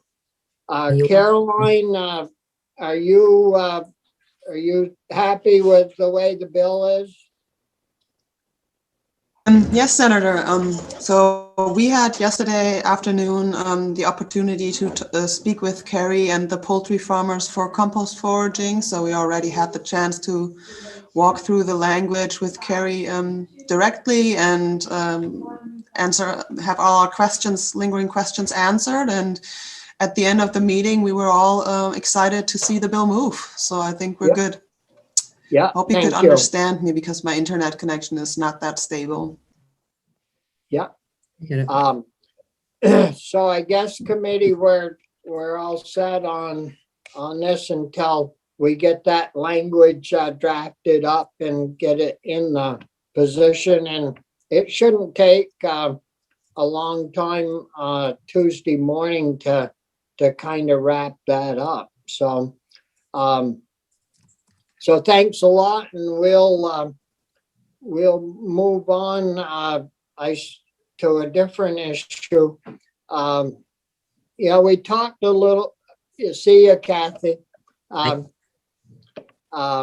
We talked a little bit about the slaughterhouse funding issue the other day, and I'm trying to get some numbers from Abby on how much they would need and how soon they could get it out to the facilities to do their expansion.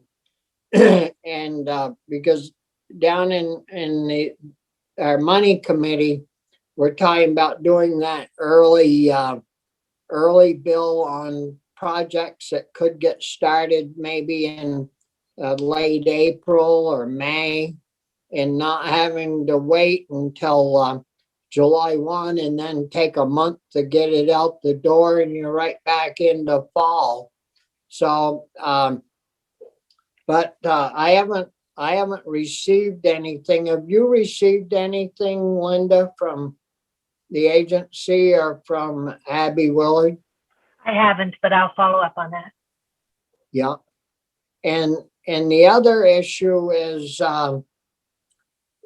Ryan's ecosystems request that he came before us with, and if we could find out from Ryan if he had projects for improving soils and that he could get out the door earlier. I think we could get that one added to that early bill so that it could happen during planting time and getting soils ready in the spring.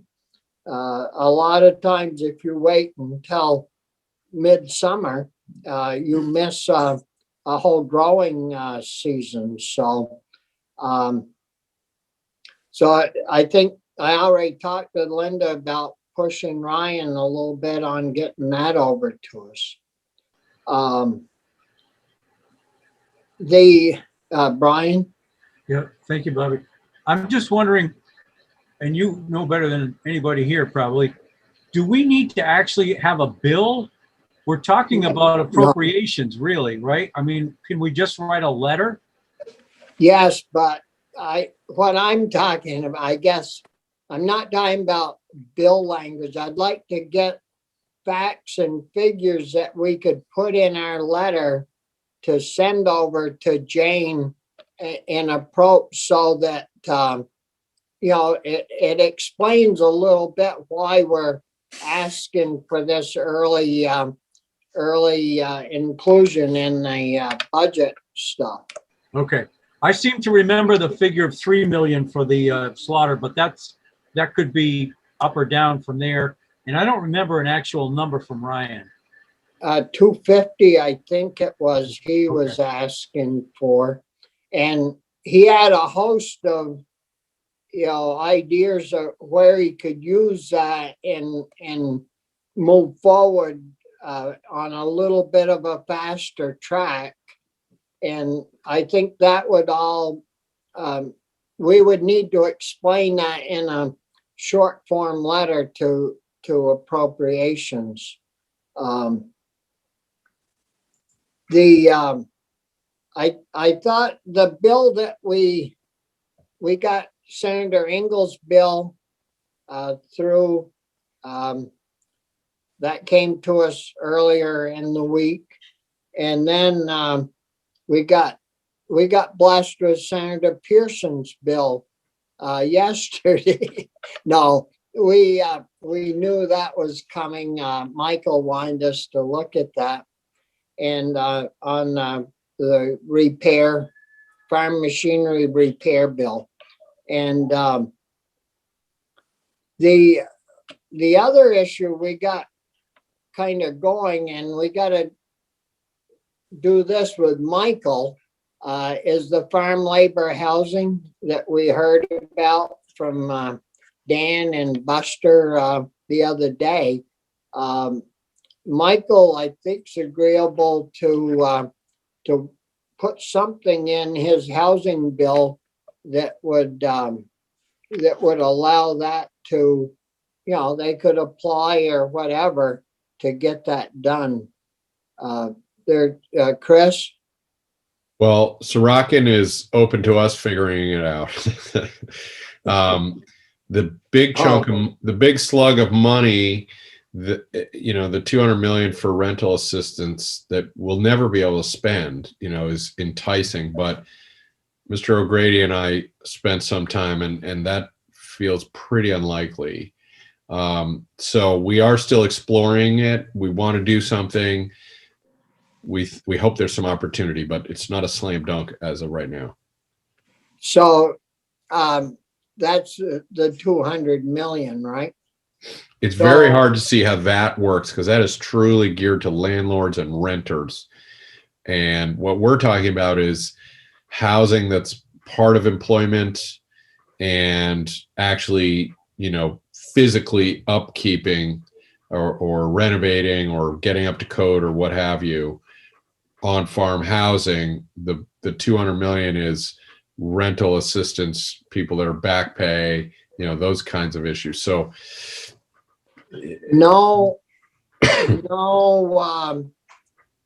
nothing in there about modernizing, fixing up housing at all. It's all just for rent money. Yeah, and it's sort of aimed at preventing homelessness, I think, if you had to just. So to buy old motels and remodel them. Yeah.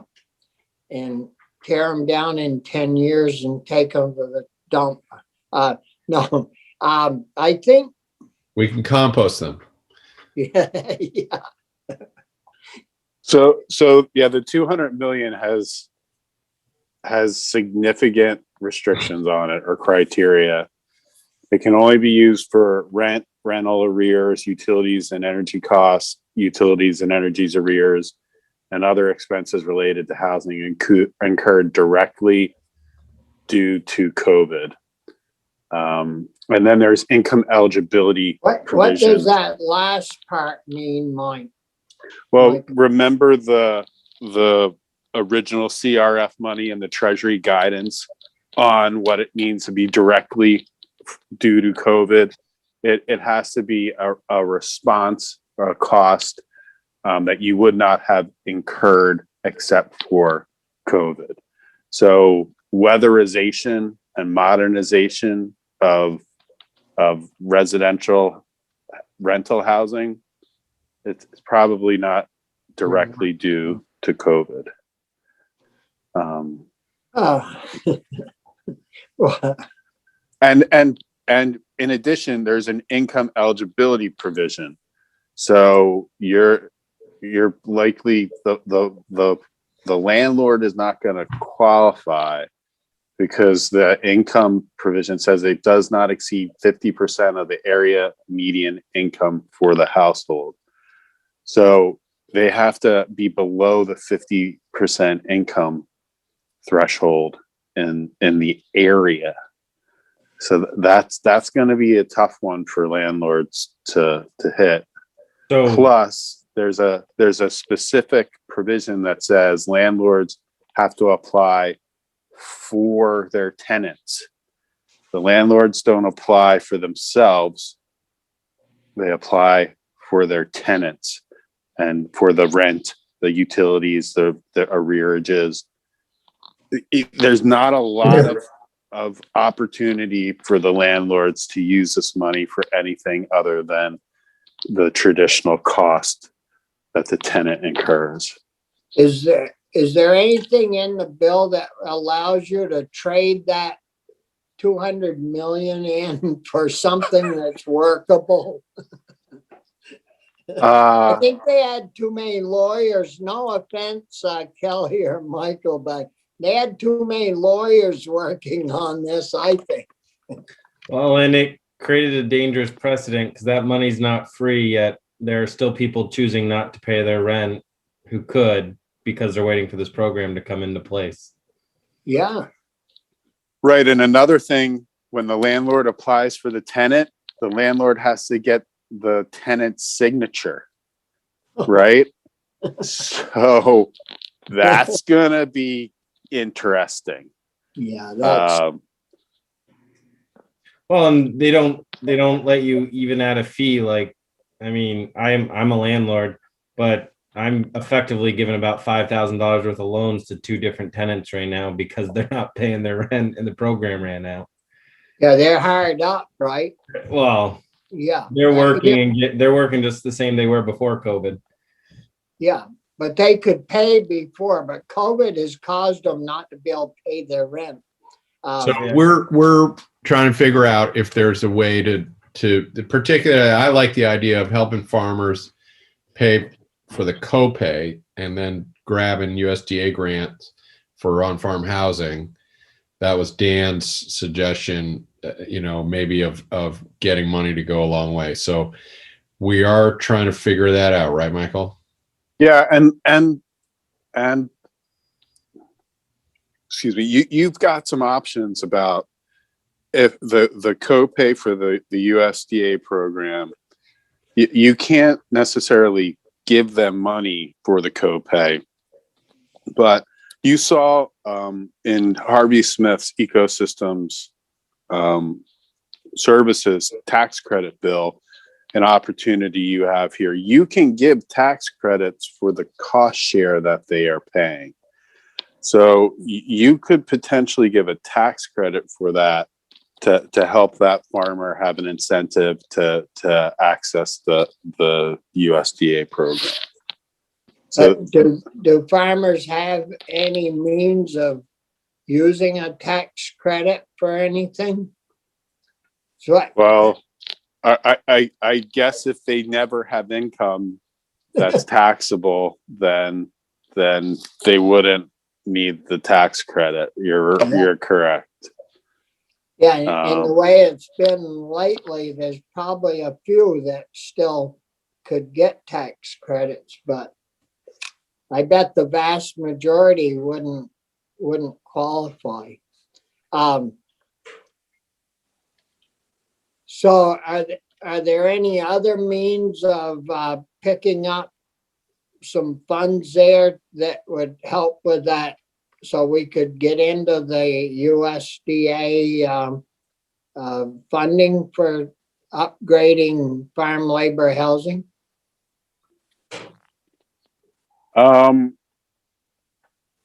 It- There's $20 million in one-time money in the governor's proposed budget to VHCB for affordable housing.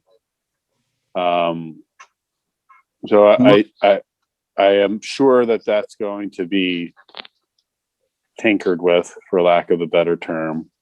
But if you wanted to redirect some of that for affordable housing on farms, I think that would fall under the governor. I think that would fall under the governor's intent. And it would address some of the concerns that you heard. Maybe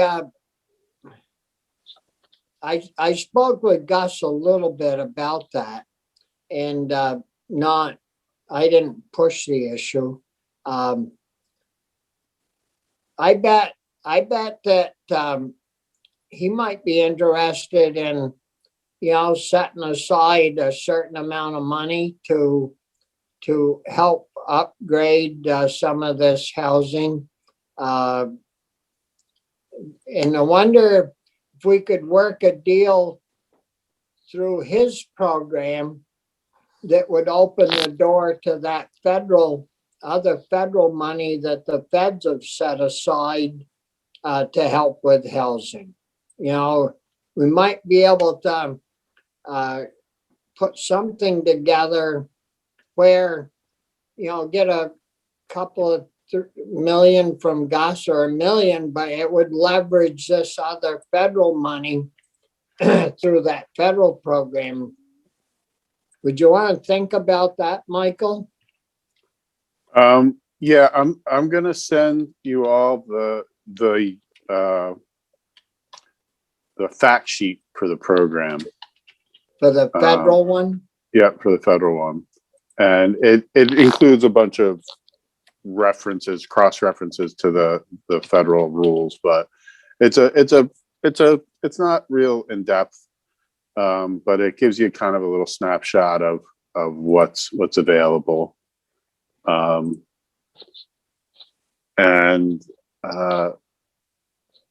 So basically it assists people that can't get commercial credit, that will allow them to charge rents that are affordable to low income tenants. And then it doesn't allow for buying and improving land. It does allow for purchasing like household furnishings, like appliances. So it does allow for the improvement that you're looking for, and it may even be able to pay for construction. Yeah. And so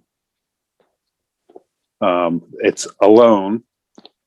You get a pretty good interest rate, 1% at a fixed rate, with a 33-year. I'd like to borrow money at that rate.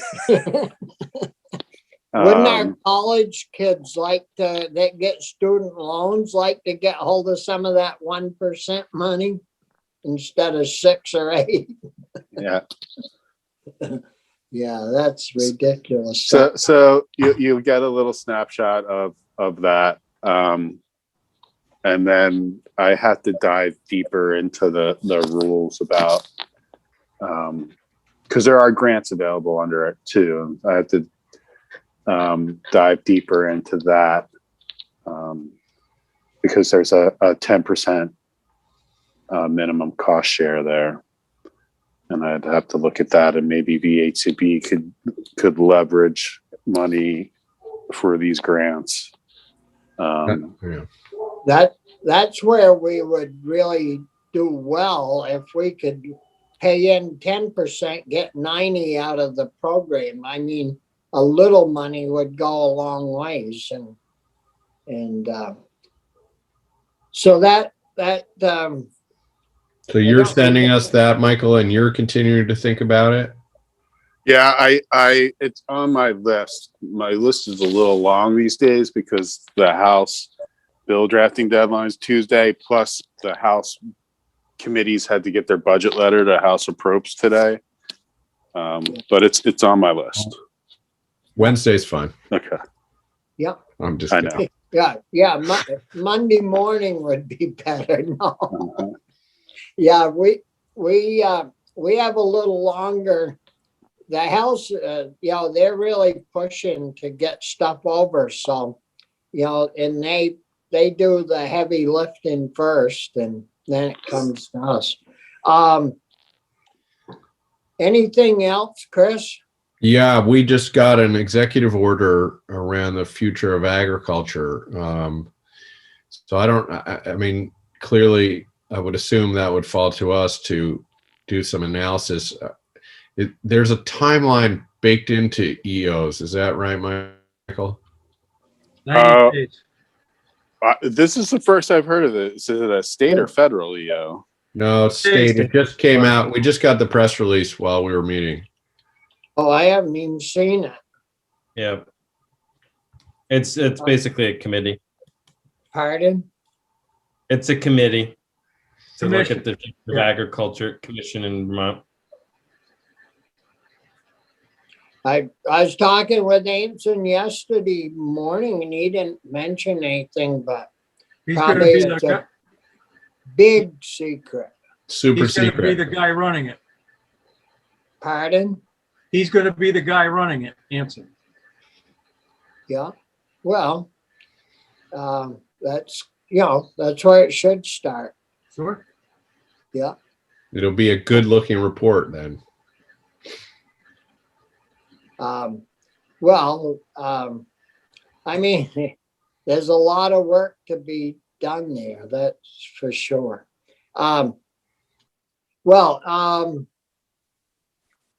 Maybe, so we'll try to get this stuff wrapped up. The early stuff next week, send over to approach, get our slaughterhouse language down there and our ecosystems language down there. And we'll work on your bill, Chris, after, after crossover, your tractor repair bill, and Senator Engel's bill. Think about that one. Collmore, you're gonna report that, mother, if we get it out of committee. What, Ingalls bill? Yeah. Like I said yesterday, I got some reservations. I think Senator Polina does too. Well, yeah, we need to work on that and get the numbers and weigh it all out and see where we can go with it. But It's we'll interesting that nobody else co-sponsored it with him. He's the only one on that bill, I think. yeah. Well, we'll give it a fair shot and try to figure it out. And I told him this morning in a meeting we had about my reservation, so I'm not speaking behind his back. He knows. Yeah, well, it's hard, it's hard to put a bill together, that will work and then get it through the process. Yeah. So, What about our schools and all that? Food, universal lunches? yeah, we got to get that down to Brian. And I think I had that on the schedule. I think I told Linda that to get that on for Tuesday, because I didn't think we would take long to wrap up our chicken bill, and then we could get right on to that. Good. Yep. Because that, that's a big issue too. So if there's anything that you run across, Linda will send you copies and updates of the, next week's stuff. But if you run across something you wanna, get on the schedule that I've missed, or be sure and, get hold of Linda and we'll work it in on the list somewheres. But the hot lunch deal, the universal meals thing is going to be pretty busy next week, hopefully, to try to get that down to Brian sometime during the week. Anything else? Did you guys got an email about this executive order? Yeah, I from just wanted, I Kendall. haven't gotten it yet. Just curious. From Kendall. All right, I'll look for it. Yeah. We'll get ready to go on the floor in a few minutes, and if there isn't anything else, thank you, Michael, for being with us, and Kelly, appreciate your time, and so we'll see you two next week, Tuesday sometime, and we'll see ourselves in a few minutes on the Senate floor. So